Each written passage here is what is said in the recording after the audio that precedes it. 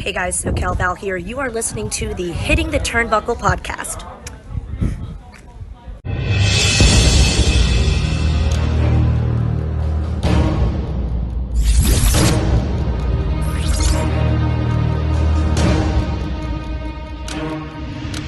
Let's do it.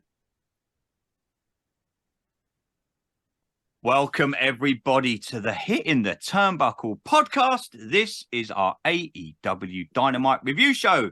As you can see, I am your host, Andy Burrows, and I am joined, believe it or not, there are three of us here. You can't see him. Maybe, he's hiding in a bunker somewhere in the United States of America, but we are joined by one of our AEW gurus, Mr. Parker Hamlet. Parker, good afternoon to you, sir. How are you, my friend?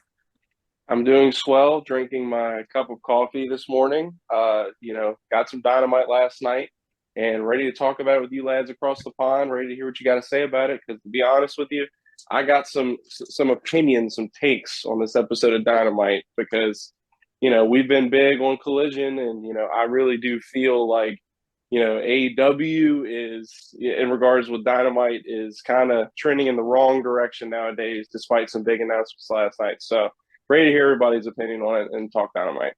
Yeah, I've got some huge opinions. You should have been here before we started recording, Parker. Also joining me are my two other co-hosts, Mr. Adam Cousins and Mr. Dave Robinson.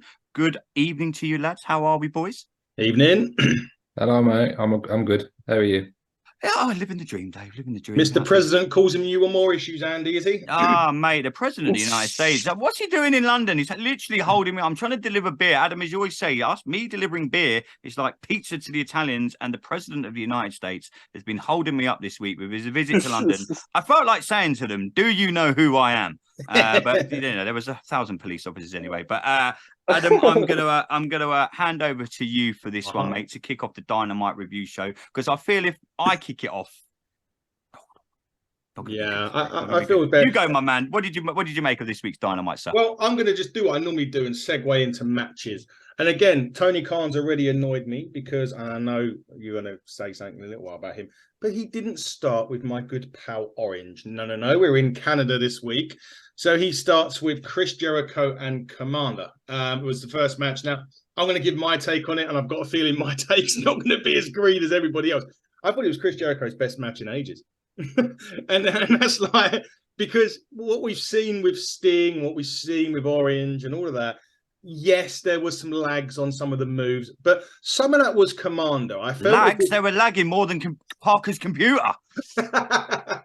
I felt as if Komander was overshooting some of this, and it wasn't just because Jericho wasn't there to catch him. It was because it looked awkward from Komander. But I actually thought Jericho in this one held his own. It was like an old throwback to WCW Jericho of the early 90s in the Cruiserweight division. So I actually quite enjoyed the opener. But Jericho wins with the Lion Tamer, as they call it. Dave, you're not looking as impressed as Andy, so I'm going to come to you first. What did you make of it? For me, mate, I've wrote after this is when the show starts, as far as I was concerned. I never ever skimmed through AEW, but I was so tempted to with this. It's just not what I wanted to see. I don't want to slam Jericho again. I've done that in other weeks, but I don't understand this match at all. I just don't get it. I think there's so many better matches that you could have put out there for Komander to be in. Such more of an exciting way to start Dynamite than this. So, yeah, I'm not going to say anything nice about this. I'll let Andy do that. For Andy, before we go to Parker, go, Andy, come on. First of all, what a great name, Komander. Awesome name. He's got to be my favourite wrestler because, he's named after the greatest NFL team of all time. Anyway, I thought it was shit.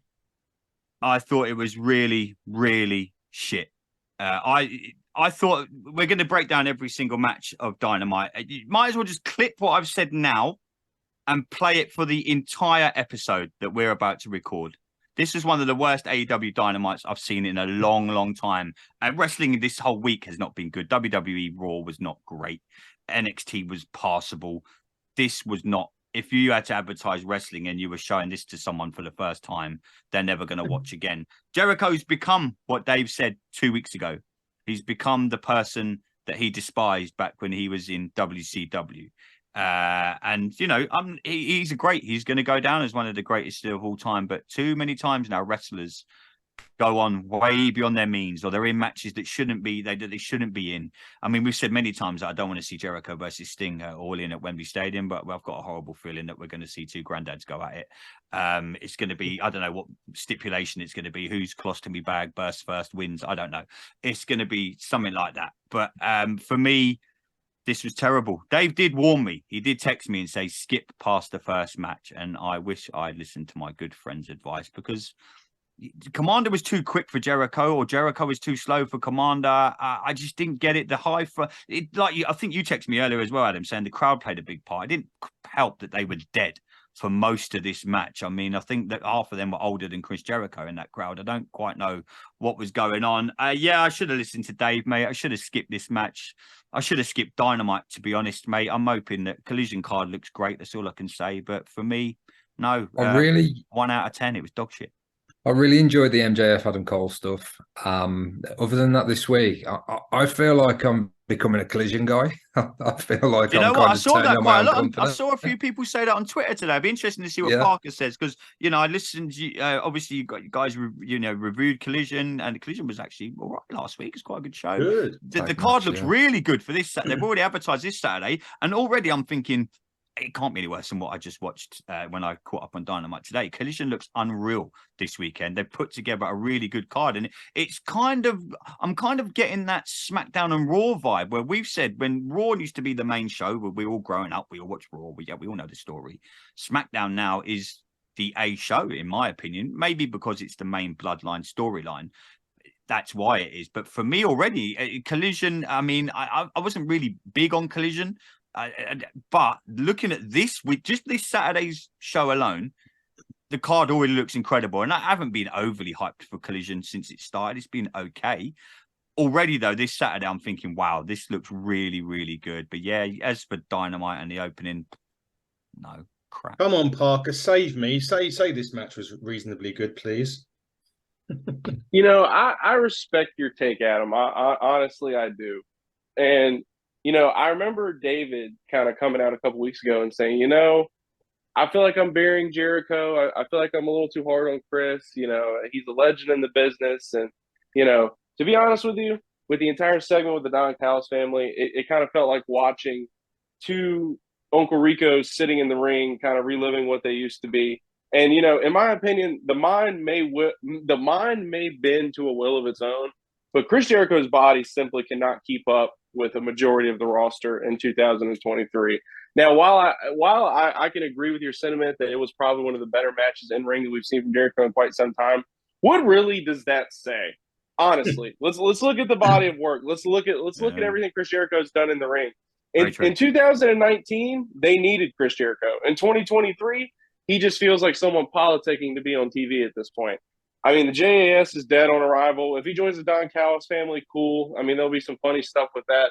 But, you know, in a day and age where we've got Kenny Omega versus, you know, Vikingo on TV, when you throw a guy like Chris Jericho at this point in his career in there with him, he's going to get exposed. I mean, there were just a plethora of spots in this match where he just wasn't even connecting with his arsenal, and it just looked clunky. It looked bad. And, I mean, thank God the JAS is disbanding, but if that means we're going to get Chris Jericho on TV every week having quote-unquote clinics with guys that he really can't hang with, then I can't really say I'm too excited about that. But AEW Dynamite as a whole, guys, I mean, it was a very forgettable episode. And it's funny because I was watching last night and I had people kind of in and out of the room who really weren't familiar with the product or familiar with wrestling. And some of the shit that they walked in on last night, I couldn't explain why I was watching it. And I couldn't explain why I thought it was entertaining. I mean, this Jungle Boy Jack Perry stuff is probably some of the worst acting I've seen since Cinemax. I mean, it's bad. It's really bad. In my notes for Jungle Boy, I put, is promo school a thing in wrestling anymore? I mean, seriously, like, you would think his dad would, you know, take him to some acting classes or something. I mean, cool, dude, you can do a Hurricanrana, but so can Nick Wayne, okay? And, you know, I mean, really, like, Nick Wayne being one of the only positives, you know, I mean, they're investing in a young guy. You know, he goes out there and has a pretty safe match. He's pretty green with Swerve Strickland. You got the major story beat in the main event, you know, with Kenny Omega announcing Kota Ibushi, the Golden Elite's finally, gonna be in All Elite Wrestling. I think that's great. You have Pac come back, and we all love Pac, right? I mean, Pac's a great worker. Pac's a top 10 talent in AEW. You could argue he should have been world champion by now. The MJF Adam Cole stuff, absolutely hilarious. The women, of course, get their little subsection of TV that really feels inconsequential in the big scheme of things. I don't know who's booking AEW Dynamite nowadays, but the guy who's booking Collision is doing a far better job. So you could consider me a collider too, and that's without Phil Brooks in the equation whatsoever. But I mean, I hate to say it, but AEW Dynamite is starting to feel like missable television, and that's the first time I can say that since its inception in 2019, and it brings me no joy to say that either. Wow. Well, I'm going to be in the minority today. I haven't spoken to Parker today. He's just summed up exactly how I feel about this week, and I'm so disappointed. Anybody watching on YouTube, you can see I'm quite dejected about this episode. And anyone that knows Dave and Parker, and you only got to listen to watch the SmackDown review last week to see the way me and Parker went at it. We had a heated discussion, and the one thing I love about Parker and Dave and about AEW, and we have some friendly banter between myself and Adam and Dave and Parker about WWE, AEW, is what I like is the passion that comes out about them when they're talking about AEW. Well, you can see that they're not doing it to defend them. They're not here. They're wrestling fans, and they'll say it as they see it. So when these guys are coming out, I could sit here and just say it was crap and it was but people are just hating on it because you're a WWE guy. No, I'm a wrestling fan. I love watching professional wrestling. When you get Dave and Parker coming on saying, "Wow, I'm not sure who's writing this," or "This segment was bad," or "This wrestler needs acting lessons," then even my ears prick up because I'm like, do you know what? I value these guys' opinions. They know AEW way more than I ever will. Well, no, don't say that, bro. You know professional wrestling. Yeah, I know professional wrestling, but for me, I'll say this all the time. I'm a diehard WWE guy, and but people might see it as well. He's just coming on and shitting on AEW. Some people might not have even watched it and just gone, this W. You hear it all the time on Twitter. This WWE guy's just poo-pooing AEW. Haven't really watched the product. And I've seen you guys especially you, Park. I've seen you have interactions with people on social media, and you're like, have you even watched this? Even I'm like, hang on. You're bad, and you're giving AEW a bad rap for something. The Forbidden Door. I saw some people, the Will Ospreay match. You clearly didn't watch it. So when you guys are coming on here today saying that Dynamite did literally nothing for you, even for me as a wrestling fan, I consider myself quite knowledgeable about all things wrestling. But when you guys are coming on here going, didn't really do much for me this week, Dynamite. And I'd be interested to hear if people tweet us or if they're listening or watching, whatever, and reach out to us and they'll have an opinion and say they may have liked it. But for me, I think I said this to Adam a few months back. For me, AEW's missing something now. They had a spark in 2019 when it first started, and there's always going to be that uprising and there's always going to be that come down period where it levels off. But for me, AEW, they come back for a little bit about a month ago. Then the whole CM Punk thing happened. For me, something with Dynamite is missing, and that goes for the talent. That goes for the places they're going. Me and Adam said this. Some of the places they're going. Maybe this is why they go to Chicago all the time. I shit all over that, but I can now maybe see why. Because everywhere else they're going, sleepy time. It's just like sleepy time with Adam Cole. Yeah, this Canada tour seems to have gone on for a long time, and I said at the weekend it's great that some of these places that don't get much wrestling get the opportunity to have shows like Dynamite and Collision. Mm-hmm. But this has been 3 or 4 weeks now of kind of really crowds that really haven't had that much energy, and the way it's been presented as well. It looks very dark and dingy. I don't know if anybody else picks up on that. But you kind of look beyond the ring into the crowd. And the crowd was really bad for Dynamite. I don't know if I sent you guys the picture. The crowd was terrible for Dynamite yesterday. I'll try and find it and send it to you. On one hand, I'm glad that these kind of places are getting Dynamite. But if they're not hanging with some of the crowds that we've seen in the last, couple of years, in WWE and AEW, then you have to question that decision, really. Yeah. Well, on top of that, I also feel like last night, one of the biggest reasons that me and David are such fans of AEW is the in-ring product and the quality that, we normally get on a weekly basis. And when I looked at this card and I was like, wow, it looks like the only match that really has the potential to really go there and be something that's, potentially pay-per-view quality, unfortunately was the opener. And I still didn't have mile high expectations for that either. I mean, congratulations to MJF for getting that crowd to pop on a body slam to Big Bill. I mean, look, he is extremely captivating. I think that stuff is hilarious, but it can't carry everything. I mean, realistically, I'm a guy that doesn't miss Dynamites when it's in his area. They came to DC, and I beat myself up a little bit because I miss MJF and Adam Cole one-on-one. But outside that, on that card, there's really nothing of note on that card that is interesting to me, like, honestly. And it doesn't really draw me in. And if it doesn't draw me in, a diehard since 2019 who's pretty much seen every episode, then what are you going to do with a casual audience? I mean, don't get me wrong. They're winning in all of the metrics that matter corporately. They are. I mean, I've done my homework on it. Like, they're in good graces with all the big corporations that they're aligned with.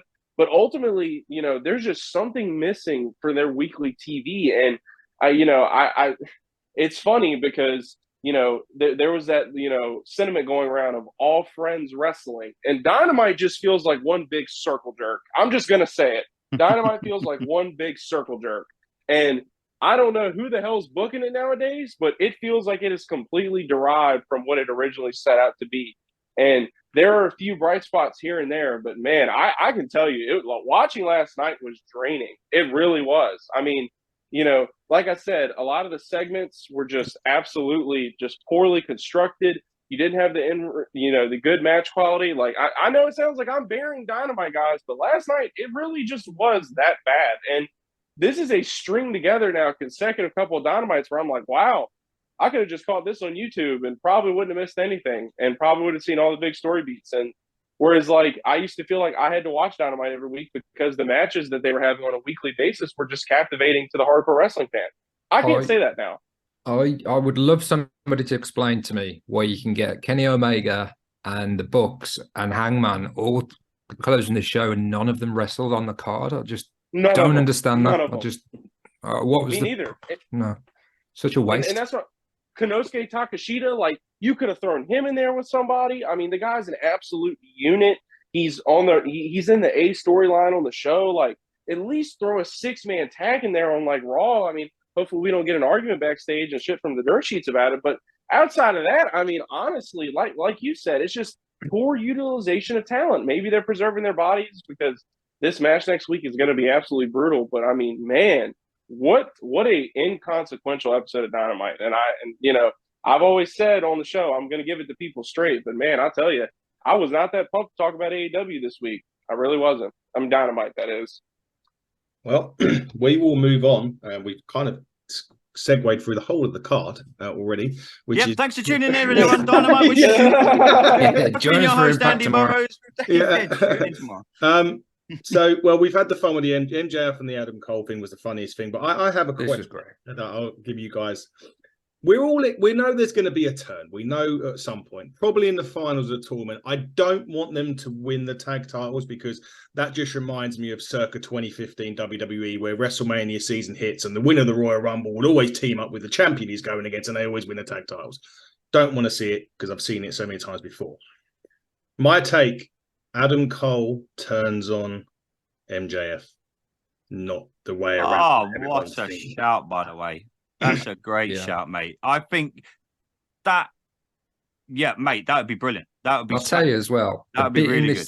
I think maybe other than the body slam, my favorite part of this whole thing is when they were playing Fight Forever, and kind of MJF alluded to that he didn't have any friends, so he'd never played online or anything. He'd never played a game. Didn't know about online gaming. Yeah. I just love that little bit, and Cole kind of go, "Oh, right, okay," and maybe I just love that little bit of storytelling. But yeah, that's about it. I thought it was great, honestly. Yeah, and I loved it. I thought it was really good. I mean, I'll tell you what I think. First of all, he's definitely turning on MJF at some point. I mean, unless they really just work us up and there's like some huge sequence where we actually think they're going to beat FTR. I don't think FTR is not losing the belts to the Bang Bang Gang. I don't think they're losing them to Adam Cole and MJF. I think obviously, we're turning in a direction where these two are going to face off again. But here's the thing, like, we've kind of already seen that he can outsmart MJF. And the whole MJF not having friends thing, I just want to note, there is a history between FTR and Maxwell Jacob Freeman. Now, if that is going to come to fruition on TV in 2023, I don't know.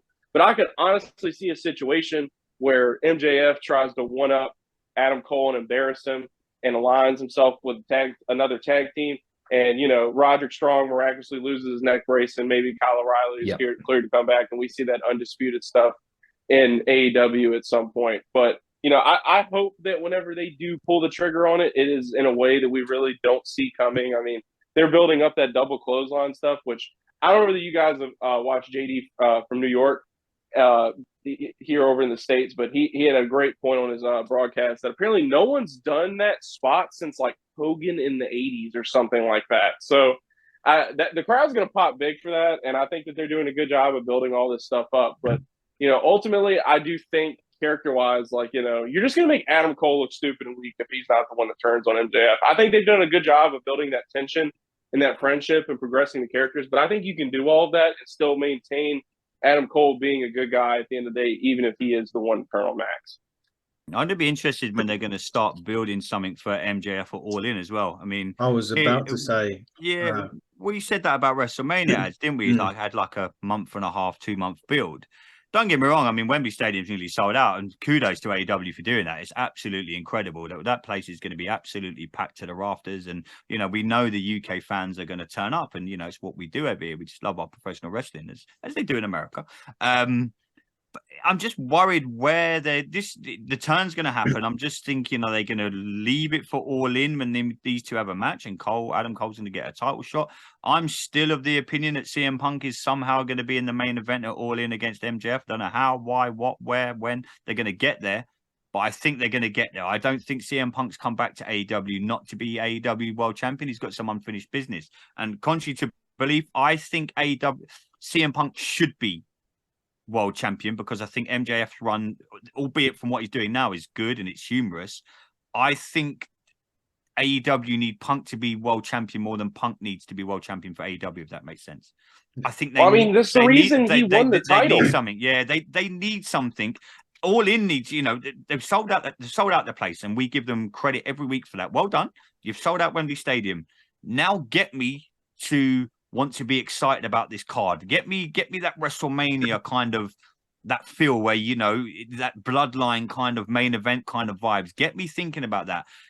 And at the minute, I'm in my head, I'm thinking, right, you've got the MJF, you've got the Adam Cole stuff. We know the switch is coming. I hope it happens like the way Adam said it. I think it'll be really good. No one will see that coming, and be good clickbait for us because we can say Adam should work for AEW.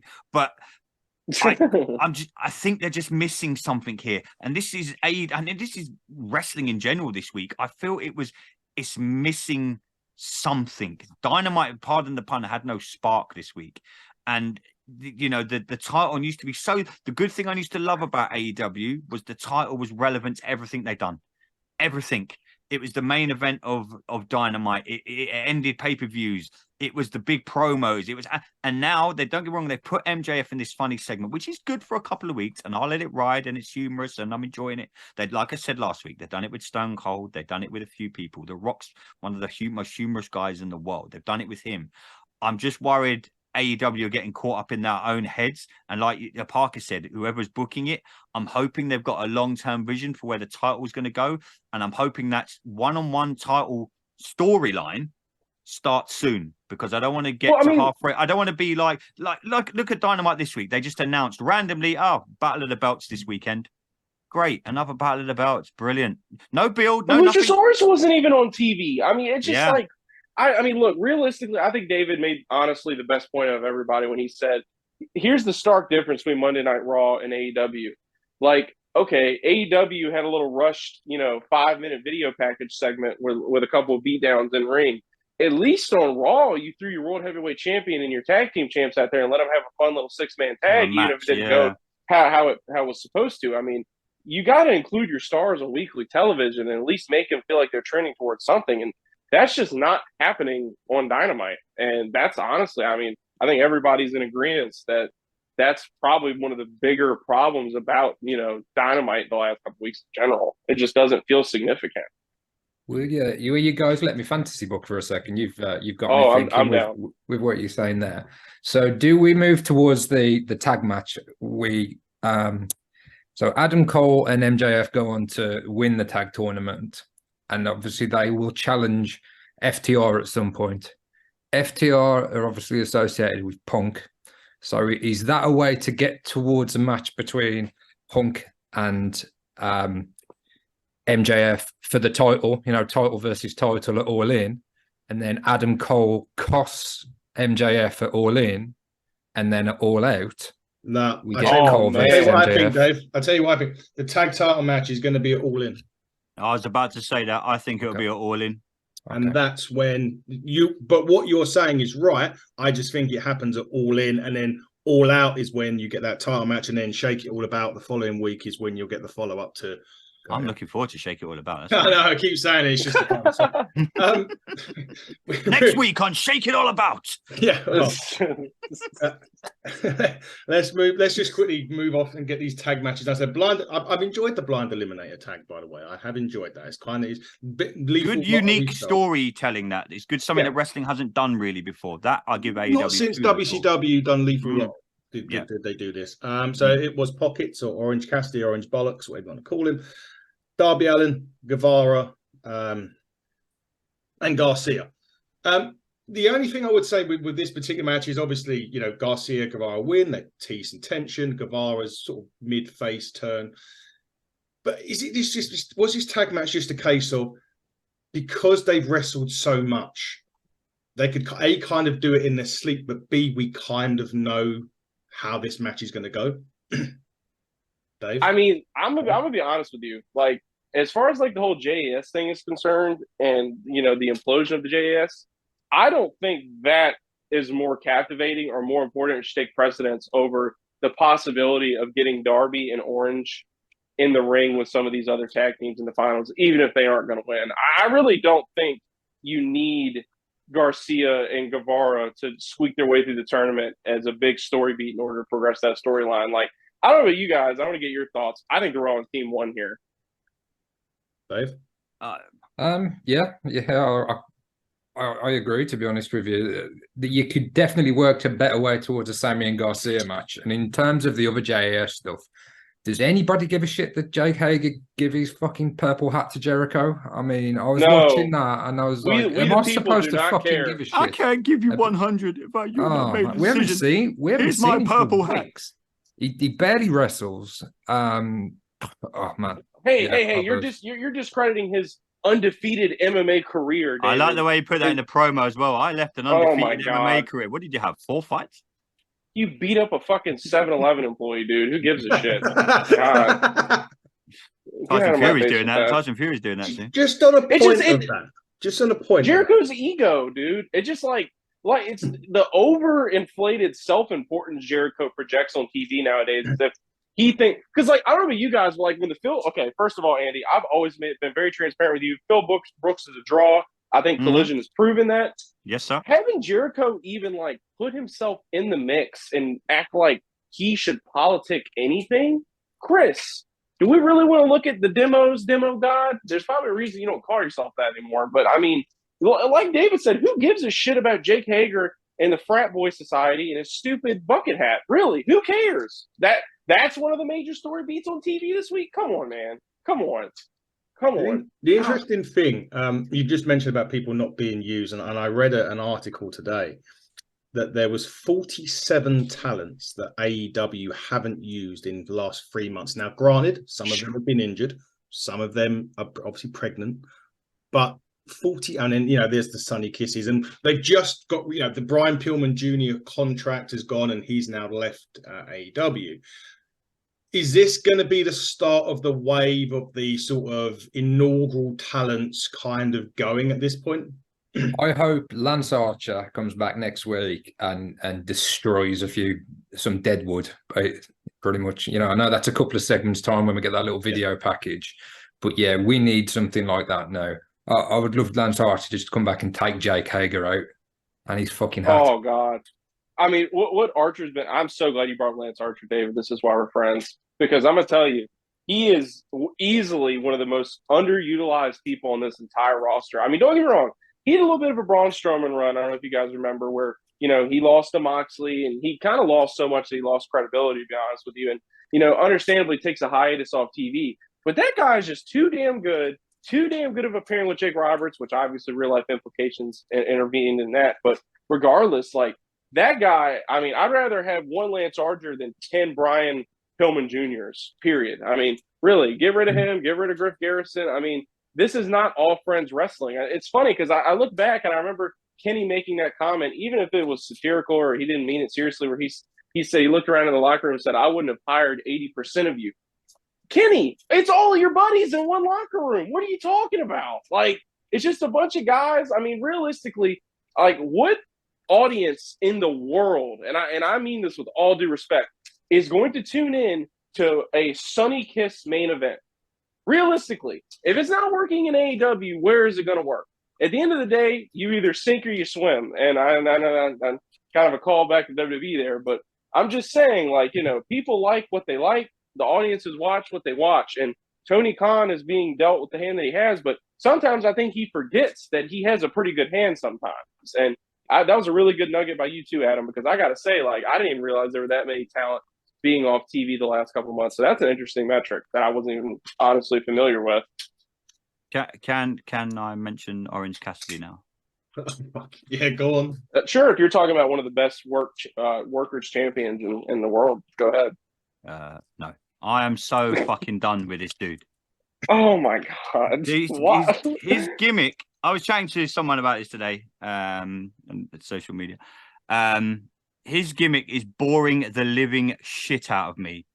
Defend your title, dude. Make your title relevant. Stop rolling into the woo. I'm so done with this gimmick. You know, they changed the Jungle Boy gimmick, and I can kind of see where they've done it. It's not going to work. Do something with this fucking dude, because he's boring the living crap out of me. And I'm not alone on this. I spoke to a few people today that I thought, you know, let me gauge some views. Let me make sure I'm not on my own on this. And they're like, you know, I know he starts off most shows every week. If anybody, his in-ring stuff when he's actually in hold and doing wrestling is very, very, very, very good. The gimmick. Boring the living shit out of me. I'd rather watch paint dry than watch this fucking stupid way and the little kicks and the fuck off, man. It's something a fucking 5-year-old could come up with. The gimmick's done. It's dead. You've been doing it since you come into AEW. Give me something else, because you are boring the fucking shit out of me. I think the frustrating thing for me, because I do like his character, but I understand it's not for everyone. But they were on such a hot run with the international title defenses. They do nothing with it. He just carried. Yeah. What's he got in there? His sandwiches? Yeah, that's it. For so long, though, it was the best part of, you know, that he was having the best match week after week. And I don't really understand why they had to change that. Did he really need to go into this tag tournament? I know it's that's what he does now, is tag matches. Yeah, that's all he does. Defend your fucking title. I agree. AEW have got more titles than the royal family. Do something with it. Yeah, I'd much rather seen Komander open up against Orange Cassidy. I know there's the running joke about Orange Cassidy starting the show every week, but I'd much rather put him in meaningful single. The guy can wrestle. The guy can go. His in-ring ability is incredible. Yeah. Unreal. I'm not questioning that, but the gimmick, do something with him other than put him in meaningless tag team matches. Give him a decent storyline with put him up against a Darby Allin for the title. Let him put them two in the ring together. Give them a storyline, and it'll be like printing money. People will watch that every single week. If them two get to go at it and eventually culminates in a pay-per-view where them two are one-on-one, take my money, I'm watching it. Stop putting him in all these fucking stupid tag matches with his stupid fucking bollocks. And no, done. I mean, look, I definitely think you're burying Orange Cassidy kind of unfairly. I mean to bury him. But here's the thing. I can agree with you that they are really not putting him in any major storylines. I mean, that's just a fact at this point. I mean, that's also why I didn't want him to kind of just, you know, be, you know, sent to pasture out of the tournament so soon to a tag team from the JAS of all stables. So with that being said, like, yeah, this could have led to an interesting singles program between Darby and Orange. That's all I'm saying. That is literally all I'm saying. That's all they need to do with him, because the gimmick may come back and grow me, but give him something. I can guarantee you, Parker, next week, right? Clip this. He'll be in a tag team match on Dynamite next week. An uninteresting, unmeaningful tag team match. And we'll be like, what is the end goal with this dude? What are you aiming to get out of this title run? What is the vision for Orange Cassidy? Because at the minute you're just putting him in tag team match, tag team tournament, 3-way matches, this segment, that segment. No, he is a huge merch seller, and I don't think that are should you be great? downplayed. Well, and he's going to be on TV. He is going to be on TV every week. That's just how it works. There's plenty of people that, I get why you're going to put him on TV. There's so many wrestlers that have been fucking huge. The 1-2-3 kid was a fucking huge merch seller when he originally come on the fucking scene. Sean fucking Waltman's one of the fucking worst wrestlers ever. Fucking is. I don't think he's ever had an interesting storyline in his face. He's rode them NWO coattails for fucking years. Orange Cassidy's just doing that now. He's meaningless. Literally, there's literally no point to the dude right now because he's doing fuck all. Yeah, well, I think... that's the thing. Yeah, obviously, the title defenses and the injury angles as well, they were really playing on that he was a fighting champion and he really shouldn't be wrestling because of all these injuries that he's picked up, but he was a fighting champion, and they've just totally lost the momentum there. And as you say, yes, this is a tournament to advance to a title shot, but is that really the best use of him as he's kind of trying to preserve himself? Or he'd be better off television for a few weeks, recovering from the injuries, and then come back and kind of do something else with the title rather than just be on Dynamite for the sake of being on Dynamite. So I get where your frustration, Andy. I do get where you're coming from. I love Orange Cassidy. I like the dude, man. I think you can put him in a meaningful singles run, and I'm no pun intended, I'm all in because I think it'll be really good. You know what I mean? No, give him something meaningful to do that isn't a boring fucking tag team tournament or something on fucking, he was on Collision. Just give him something to do that isn't fucking shit. Well, see, that's the problem. And before we go to Adam, my closing thought on this, on the entire Orange Cassidy thing is like when the mixed, tag tournament was initially announced, I was intrigued by it mainly because it kind of felt like every match had a story beat to it. And it was all leading to something. And with this, it was just like, we lost. We're both good guys. It's okay. Thumbs up. And, I would have really had this tournament kind of overarched AEW television. It felt like it had bigger stakes, and losing it was consequential and not just, well, guess we're not going to be the next tag team champions. And realistically, you look at Darby and Orange's story arc here, and it's like, okay, Darby should have turned on him. They should have done that but they've done it with Jungle Boy. Sorry, I've gone off on a rant here. They should have turned Darby Allin on Orange Cassidy, let him beat the living shit out of him, and then let them two have a singles run. And then maybe we'll see. I know we'll see some great matches with them too, but. Well, you've just ruined any chance of us having Sean Waltman on the podcast for one. And secondly, don't invite me on. And secondly, if you want to watch paint dry, you'll be able to in a couple of weeks. You're going to Washington and watch the Commanders. So. Parker, can you believe you went there? Oh man, Parker, can you man. Look at Dave. And now we might not actually sell the team the way it's looking. So I mean, I heard that. He's striking while the iron's hot. Bravo. Yeah, I'm just dropping. Adam, don't worry, Adam, that's stored in the memory bank, my man. Yeah. That's going to come back to bite you on the arse bigger than you'll ever know. Well, we'll scrape past Adam Cole and JF. It was the funny bit on the show. They won their tag match because otherwise we'll be here all night shitting on AEW, and I don't want to do it. The match after was actually the women's semi-finals. Toni Storm. It wasn't Toni Storm. It was Ruby Soho. Sorry, Ruby Soho. And Skye Blue. So Ruby wins and goes on to face Willow. I think that's this week on Collision. So the Collision card is stacked this week. I actually thought it was really good. I enjoyed the women's match. I just wish it was longer again. Dave, what about you? Yeah, I think this was possibly the best match on the card. I'm not sure. I certainly didn't dislike it. I thought they put a good match out. As you say, didn't get too much time. No. Right winner, I think. Skye Blue's been on a really good run.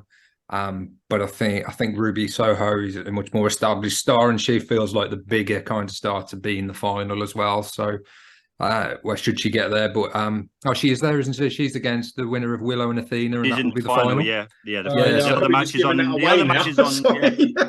other match is on Rampage. Spoiler alert! Yeah, that's what threw me then. Sorry. I enjoyed this. As I say, could have just got, and I like the fact that the Outcasts were ejected. After they got involved last week, and obviously, who was it? They cost the match. Was it Britt? Yeah, Britt. Yeah, so for them to kind of be involved this week and then get ejected, that makes a lot of sense. It's easy, isn't it? When they just do things simple. But yeah, he could have had another 5 minutes easily. Do I dare come to you? I mean, Me, it was all right. It was okay. Come on, Parker. Yeah. I mean, I can't really disagree with the indie sentiment too much. I mean, it was fine. I mean, I'm not going to sit here and put it over like it was, a Meltzer 5-star classic by any means. But at the end of the day, it was the right decision. And I mean, realistically, look back a year ago, Ruby Soho was a little bit lower on the pecking chart, and now it's kind of like roles are reversed, and she's the one who kind of gets put over in the big story beat situation. I'm happy for her. I think Ruby's a great worker. I think she can be a valuable asset to AEW. People kind of have their whole opinion about, Saraya and all the stuff that's going on with the Outcast. I think it is a valuable device for the women's division and AEW television in general. It gives all the women screen time. Is it the most captivating stuff I've ever seen by any means? No. But at the end of the day, I think Ruby Soho is going to have some pretty solid matches by the end of this entire thing. So I think the right woman won here. Sorry for letting you know who won the Rampage match. I keep forgetting. Yeah, dude, Rampage spoilers, man. What the hell? Sorry, man. Sorry, it was. I keep forgetting. It's not live. So wow. I thought I'd already thought it's not live. I know it's not live. Certainly not now. Swerve and Nick Wayne next. One of the the final match on the card. You didn't want to talk about the Harley rap then? The one who what? The Harley rap. Oh my god! They're not just the world premiere of the Harley. Why is this on Dynamite? Fair enough, Lee. If you put it on Rampage, I don't mind. But the problem with it as well is the Acclaim didn't even respond to it. It was just thrown in there for the sake of it. And they're Collision guys now. They're Acclaimed. Yeah, good music. Good music is good music. You can put that on any show. Yeah, what? Oh god, that was one of the things that one of my friends walked in on was that. That always happens. That, yeah, good luck. It's hard being a wrestling fan at times. Why do you think I just didn't want to say anything about it? First of all, we had. The least said. Go ahead. I'm sorry. Oh no, I'm just saying that segment. I could in my head. I was kind of thinking, don't mention. We could bury that. Deleted it. Yeah, we could bury. The thing is, because it was so late on in the show, I was already pissed off that I'd wasted nearly an hour and 40 minutes of my day watching this today, when I could have just been scrolling through TikToks and looking at boobies. But here I am watching AEW. Here I am watching AEW Dynamite, and this segment comes up and. Well, you could have said that you watched a load of tits in that case if you watched Dynamite. Yes. Well, I mean, look. At the end of the day, this helps no one, and this is clearly a creative device of QT Marshall. And if that fucking stooge does not get off my TV, I mean, he's already gotten powerbombed by Power. I mean, he's already gotten obliterated by Powerhouse Hobbs. QTV serves no purpose on AEW television. I've officially come to that conclusion. This was not only cringy, not only did I get the worst secondhand embarrassment in my entire life, but it was easily probably the worst thing you're going to see on wrestling television this week. And I forgot about it. I tried to almost like it was trauma. Like I tried to compartmentalize it and just act like it didn't happen. Like I literally, that's how quickly I wanted to forget it. So we've got to confront these things, Parker. We've got to confront them. Confront your demons, Parker. Don't hide anything, Parker. Couldn't we have just had not Jericho, no rap, and we could have just had Komander one-on-one with Johnny TV? Would that not have been or just Jericho rapping in the ring, or just reading off a list? I think I'd rather watch Jericho rap than wrestle these days. Oh, sorry, Chris.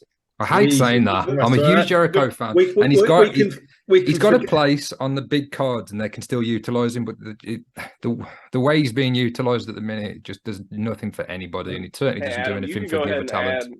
Cross Jericho off the list of ever coming on this show. Yeah. Sorry, Chris. I was literally about to say that's another one.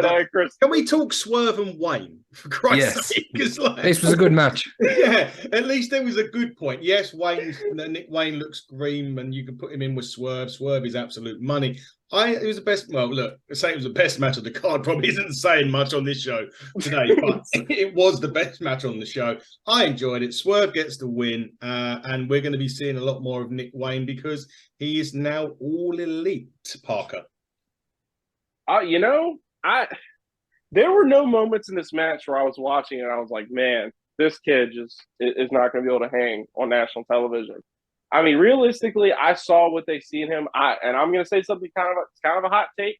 And I'm not saying it because of the gear. I'm not saying it because he kind of looks like him. I got young Will Ospreay vibes from Nick Wayne. I'm not going to front. And that's a compliment. And I'm not saying he's going to be the next Will Ospreay. Obviously, you guys know where he stands in today's wrestling culture. But regardless of the fact, I mean, clearly the kid's athletic. And he does have history with Swerve. And I thought they picked a pretty safe first opponent for him to go into the ring with. And I thought it was fine. I thought it was a good debut. I'm glad he didn't pick up the win. I mean, we've kind of gotten used to seeing Swerve get his ass kicked on AEW television almost on the regular. So if Swerve had lost here, even if it was a captivating story and the match was really well constructed, I still think Swerve needed the win here. He looks like a supervillain. Looks like he's going into a program with Darby Allin, which, I mean, that's fine. I mean, those two can work. They like him and Nick, have a really good history of matches as well. So I thought this was fine. And I don't know about you guys, but I really thought, like, wow, a lot of pressure on a young man to go out on a national stage and perform. And, I mean, you could see the jitters, but realistically, who wouldn't have the jitters? No, like, supremely bad botches either. Like, they were all things that I could say probably in a couple of years' time, once he gets some TV matches under his belt, he'll be able to work those kinks out. But ultimately, I thought it was fine. I thought it was kind of a good move by Tony Khan. I mean, realistically, like, when have you really seen something like this? I mean, that was probably when everybody in the room I was watching it with was glued to the TV the hardest, because, I mean, you got an 18-year-old kid in there, I mean, realistically, competing at you could argue one of the highest levels, at least with one of the biggest spotlights on you nationally in regards to, like, wrestling products. So I thought the segment was good. I thought it was probably one of the highlights of Dynamite, a very, that's not saying much, but I thought it served its purpose and it served it well. I thought they'd put him in a really difficult spot, actually. A lot of pressure on him, putting him in the main event, his first appearance. I thought the video package was really good. And it was maybe it set up the expectations too high, but I think he did fine. It was a good match. I enjoyed the Poison Rana. He kicked out at the last call. And the Swerve picked up the win with the JML drive. But I really like that sick-looking shoulder breaker, the shoulder separator. Oh, yeah. Oh, man. That was so great. Cool. And it was very good selling as well, because there was like a part of me that thought, maybe he's actually really hurt him there. I enjoyed this segment. You can see why he got the spotlight. And, I mean, he already sounds more charismatic than Wardlow. So, I mean, hey, bravo to him. So, I mean, I kind of want to know what the other guys think, to be honest with you. Yeah. Andy, you don't look as if you want to add anything to this that's already been said. He's 18, Andy. What did you expect? The segment was very good. He was very good. God. He was very good. The only time I'm probably ever going to agree with Dave Meltzer is, and I think he tweeted it out today, I just think AEW booked him wrong. I would have built it a little bit longer. Like Dave says, the video packages were very good last week on Dynamite, and I think they aired it again on Collision this week. They aired a segment at the start-ish of Dynamite yesterday, where they said about his dad and then Darby Allin coming in. I maybe would have built it a little bit longer. And when you guys go back, when you get a check, go and check Meltzer's tweet about it. I mean, I never ever agree with Dave Meltzer. I can't fucking stand the guy. I hope he dies a slow death. But he's horrible. He's awful for the business. He's a cancer of wrestling. The guy's terrible for wrestling. But it come up on my feed today. I don't even follow him. It come up on my feed because someone I follow comment on it. And they were like, we're making friends this week. No. Fucking hell. We can have another one off the podcast list. Oh, no. If he ever comes on our show, HCTB's finishing and pulling the plug. I just think AEW could have built it a bit longer and they would have got more out of the storyline. You put him in with Swerve, and I think it was kind of very Cena Kurt Angle-ish. This new guy come on and he was looking good. And I just think you could have built it up a bit more, maybe give it another couple of weeks, and then really don't put him in the main event, because it was a lot of pressure. I enjoyed the match. Thought the match was really good. 18-year-old kid, amazing. Got more talent in his little finger than I have in my whole body to do with professional wrestling. Really, really liked the in-ring work.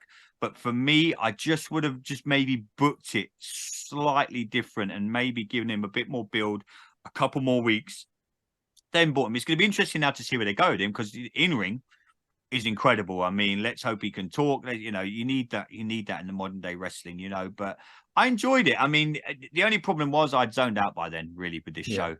I was actually looking forward to going back to work. So I watched it while at work. So I was, I wonder what I'm doing when I get back to work. You know, Can I just say, that's where I was with this show. aside from everything, obviously looking at that video package as a wrestling fan, how cool must it be to have a room in your house that's just a wrestling ring? Man, I was proper jealous of that. I thought that was really cool. He's been there since he was like 8 months old. He was saying, Yeah, 6 months. Yeah, he was in the ring for the first time. His dad, yeah. It's a great story, and I hope AEW knew him right. I hope he's. But the thing is, I just hope he's not booked in meaningless matches moving forward. And you've only got to look at him to think, oh wow, what could him and a Darby Allin do, or what could he? There's so many wrestlers going through your mind. You think, wow, I'd like to see him work with him. I'd like to see him work with him already. The cog should be turning for AEW. Oh, they're probably just cogging away to some meaningless tag team match that no one's. I would love. Now, I know there's a lot of titles, but there's another 2 hours a week, and as you said, Andy, they're not using the titles they've got very well. So to me, to say introduce another probably wouldn't go down too well. But I would love them to have a crossover with Impact and do something with the X Division, or have their own version of the X Division. Then guys like Nick Wayne, your Swerve, your Darbys, your Commanders, your Bandidos. I would love to see that like every week. You're going to get one of those style matches. I think that'd be great. Yeah, no, it was right. It was good. It was good. The sky's the limit for Nick Wayne, I think. Yeah, honestly. I agree. I 100% agree. Well, I think we're going to wrap this up with the final picks of each member of the Blood and Guts match, because we're going to be running out of wrestlers soon. They're going to want to come on this show if we carry on much longer. That's going to be. It's not like we've shit on any decent wrestlers. Like, fuck's sake. Anyway, the surprise for me was Pac being the BCC fifth member. There was a lot of rumors of who it may be, who it was. So Pac was a big surprise, a good surprise for me. We all knew who the elite one was, but what kind of thing he did? The disappointing thing for me was he wasn't there. I know he's going to be there next week, sorry, because he's tweeted saying he'll see us all next week. But would that not have been better if they built it up? Maybe that the BCC were going to do their one first, and then I know it's Blood and Guts next week, isn't it? I'm Blood and Guts in Boston next week, yeah. So why couldn't you? Oh, they wouldn't do it on Collision either because of the Punk stuff. Jesus. All right, okay, fair enough. This ignore everything I've just said. Dave, what did you think of it? I think they could have done this whole segment a lot better and done it throughout the show. They could have done one reveal at the start. I thought the Pac, they almost missed it on the camera. You saw kind of Pac coming to frame. Yeah, thank you. And then it moved, and then even the cameraman was bored this week. Yeah, it just could have been done. It could have been done so much better. I love that it's Pac. I love Pac that Pac's back, and that he's obviously going to be all in. Don't let him talk though, because even I can't understand him. No, but I was talking to some AEW fans in the week about, hopefully that he'll be coming back soon so we can start something going into All In. So I'm glad that he's in this match. I just thought the unveiling of it was poor. I think the Ibushi reveal was all right. To say that he wasn't there, that's probably the best that they could do with it. But yeah, I'm looking forward to the match next week. But they didn't do anything this week to kind of massively increase that. Yeah, it's really strange week of Dynamite and strange week of wrestling so far. But I'm sure Impact, SmackDown, Rampage, Collision. There's plenty more wrestling to go, and you're right. Adam, are you okay? I wish I'd had a drink before this. You had enough for the Raw review. Adam's going to hand in his notice. Yes. I mean, look. Killed at the end of the day, I couldn't agree more. In closure, that this entire main event angle not only felt rushed, but it was very underwhelming to me. Because honestly, it was the worst kept secret in wrestling that Kota Ibushi, the Golden Elite, was going to be a Blood and Guts, right? But here's the thing. There's been a abundance of opportunity for Kota to come out and have his big moment with Kenny and save Kenny Omega. And we really thought that's what they were building up to. And I don't know what backstage politics are going on. I don't know if you guys are familiar or versed with, Kota's beef with New Japan Pro Wrestling. He's been in some dojos, and, he said he wants to instruct. He's not all elite. People don't know that. But, I mean, he did not get the graphic. Nick Wayne got it twice. He has not gotten it once. So he's not officially signed, but he will be a Blood and Guts next week. As far as the main event, I mean, yeah, it was cool to see Pac on the TV. Dude's absolutely, jacked. I mean, it was crazy to see, him come back in such good shape. But Kenny just comes across as, the weird anime kid in school that, wishes he could, hit the bully with a zinger in all of his, promo and his dialogue. Like, it felt so melodramatic and corny to me. And you throw up a video package? Really? A video package? That's what stops the beatdown? Hey, guys, stop kicking my ass and look at the LED screen because that's how it works. Yeah, that doesn't sound very kill jitsu to me. That's just my take on the whole thing. I mean, I don't know. John Moxley even looked like a stooge in this whole segment. I mean, I was happy to see Pac. Don't get me wrong. I was. And I think he's a good addition to this match. And no wrong, when Coda shows up next week, this match is going to be fucking insane. Let's not, no matter how bad Dynamite is this week, fellas, that match next week is going to be absolutely unreal. Let's not get that lost in translation here. But as far as execution, the Kota Ibushi AEW debut or reveal has been long awaited. And, I guess we got a bunch of guys who couldn't manage a fucking target. I guess this is what you get. The best thing about this segment was... Go on, Andy. The best thing about this segment was I knew that AEW Dynamite was coming to an end. Oh, my God. Did any of you guys see that what Conan said about the Elite seeming disinterested? I was going to... Oh, that's a good segue. The question I was going to say was, is that to do with them not re-signing WWE contracts? AEW contracts? It's interesting, isn't it? Because I didn't really want to accept that he had a point when he said that. When's their contracts up? Well, AEW losing the Bucks, Kenny and Hangman would be devastating for me. But when Conan said that... The Young Bucks will be at next year's WrestleMania. That's I'm telling you now. I'm telling you now they'll be in WWE. That is a big shout. WrestleMania next year, the Young Bucks are going to headline one of the nights. Probably night one. Wow. Jesus. Adrenaline in my soul. Yeah, there you go. It's their boys there. I'm telling you now, MJF's going to be there as well. You guys are going to be really pissed off in about. Man. It's going to happen. And anyone that doesn't think that's going to happen, you're living in fantasy land because the Young Bucks. I mean, look, man. They're going to be WWE superstars. I mean, if they are cool, they still can't talk, and I still don't think that they're going to be. No, yeah, their promos are terrible. But if All Elite Wrestling loses Kenny, wow, then that's when they're in deep water. Yeah, you're going to lose the. I say you're going to lose it for me being a WWE guy. The Young Bucks and MJF are going to be in WWE this time. So you agree with Conan? Then he's got a point. Yeah, 100%. I agreed with every word he said, and anyone that doesn't. I don't agree. I think they're going to be in WWE. Go on, Dad. I can't see it. I can't see it. I really can't see it. I can't see the Bucks. I can't see it. I can't even see Kenny going. Kenny, I don't think will go because I think he's got something about him that he'll want to prove a point that he can do it without WWE. And I think this MJF thing's just a fucking work. Nah, he wants to be there. He wants to be in the big leagues. He wants to be in the big leagues. Burrows, the big leagues. Burrows. Listen. If you want to do that so bad, just go to the community creations in WWE 2K23. They got plenty of Young Bucks creations on there, plenty of Kenny stuff. I would do it on my AEW game, but it keeps glitching. Look, man, what you're failing to acknowledge. We nearly made it for a whole episode. Look. What you're failing to acknowledge is the fact that WWE has already tried to sign these guys, and they said fuck off. They gave them the best offer they possibly could. They gave them streaming channels. Like they were going to let them game. I mean, they gave these guys. We're going to give these guys a full ride to WWE University, and they said, "Fuck you! I'd rather go to community college." So just want to throw that in there. Right? That